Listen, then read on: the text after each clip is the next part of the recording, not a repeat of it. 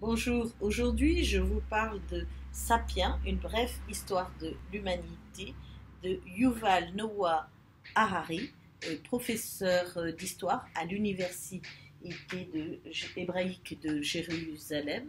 Je remercie Laurence de m'avoir offert ce livre car vraiment elle avait raison, il décape. Ce livre se compose de 4 parties: la révolution cognitive, la révolution agricole, puis de la quatrième partie, l'unification de l'humanité, pour terminer sur la révolution scientifique. La révolution cognitive retrace l'histoire de l'humanité depuis l'âge de pierre, et j'ai eu du mal à le suivre dans plusieurs de ces raisonnements, de ces explications. Parfois, c'était beaucoup plus facile de le suivre parce que on avait l'impression qu'il enfonçait des portes déjà ouvertes et des choses qu'on connaissait déjà, et de par nos lectures et de par ce qu'on avait appris nos années à l'école ou à la fac. Donc c'est un livre qui vous questionne et qui remet en cause ce qu'on a déjà vu, qu'on sait déjà du fonctionnement de notre environnement. Il faut le lire car la révolution cognitive peut ébranler notre vision du monde. Comment on s'explique le monde aujourd'hui, tout découle de là, et sa thèse donc se tisse comme ça et va nous expliquer la suite avec la révolution agricole et la révolution industrielle par la suite.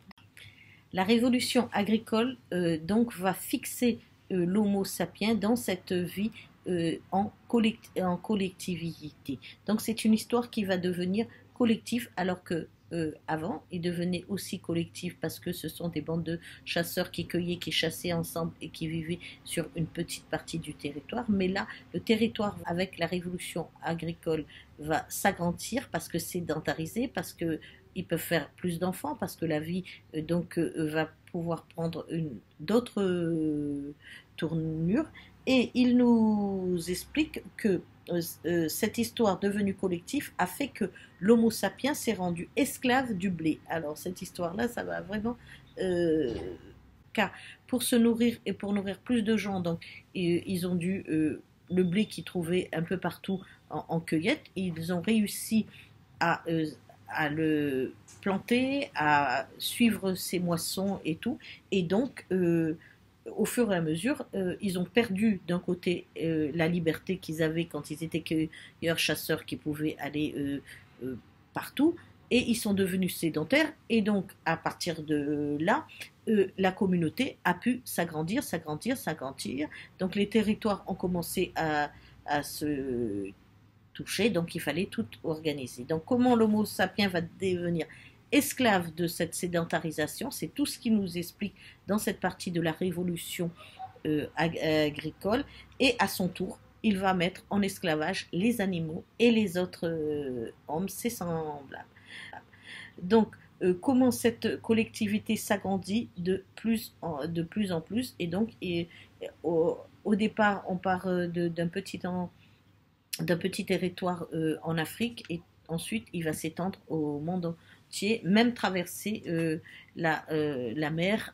Ensuite, la troisième partie, c'est l'unification de l'humanité. Évidemment que tous ces territoires qui se sont organisés en régions vont devenir de plus en plus grands, et pour faire des échanges commerciaux, ils vont développer l'argent, donc tout ce qu'on sait déjà comment ça suit. Mais ce qui est fantastique dans ce livre, c'est qu'il va nous expliquer comment se fait cette partie d'agencement, comment petit à petit ce lien va se faire, parce que l'homme a réussi à s'inventer des histoires, réussi à inventer des mythes, à rendre l'argent indispensable, donc en argumentant, en convainquant les gens. Et ça, c'est ce qui est fabuleux. Et tout le temps, il tisse la même chose. Il tient ce fil conducteur de la capacité de l'homme à inventer et à faire croire à ses semblables les histoires qu'il veut pour l'emmener où il veut. Et c'est en expliquant ça que ce livre est vraiment très intéressant, et des fois bouscule ce que nous savons. Puis, il invente, donc pour cette unification, je reviens là-dessus, et on met en place l'argent, donc on met en place la religion, surtout pour faire croire donc, aux individus, mais aussi pour les faire obéir. Parce que si quelqu'un qui croit en quelque chose est plus facile, va plus facilement obéir et adhérer à des idées. Et le plus fort, puisqu'il a réussi à passer de ces homo sapiens de l'âge de pierre à l'homme moderne de nos jours. Et tout en éliminant ses semblables et Néandertal, l'homme de Néandertal, qui lui n'a pas réussi à faire ce passage, à faire ce passage cognitif. Donc, surtout pour faire croire aux individus que c'est pour leur bien, donc le devoir de réconcilier les clans. Alors, il obligeait les homo sapiens à obéir, donc avoir une mainmise sur l'homme.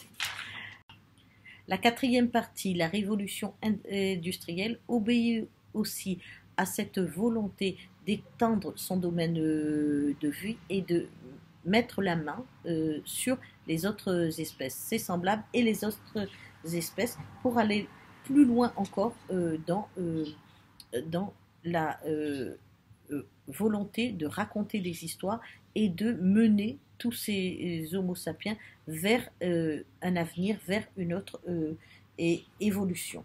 Donc, et même, il parle de l'accès du bonheur, l'accès des gens qui naissent avec cela déjà dans la peau. Donc, pour eux, accéder au bonheur, même avec un rien, est quelque chose de très facile et de très simple, alors que certains qui naissent avec très peu ou pas du tout ce gène ne vont jamais se satisfaire de ce qu'ils ont.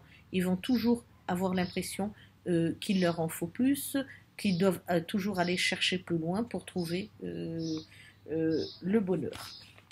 Donc, pour finir, l'épilogue de ce livre va nous annoncer son livre suivant, Homo Deus, une brève histoire de l'avenir, mais qui peut se lire de façon indépendante. Là aussi, ça commence très fort. Peut-être que je réussirai à arriver à la fin et à vous en faire une chronique. En attendant, je vous souhaite une très bonne lecture. À bientôt.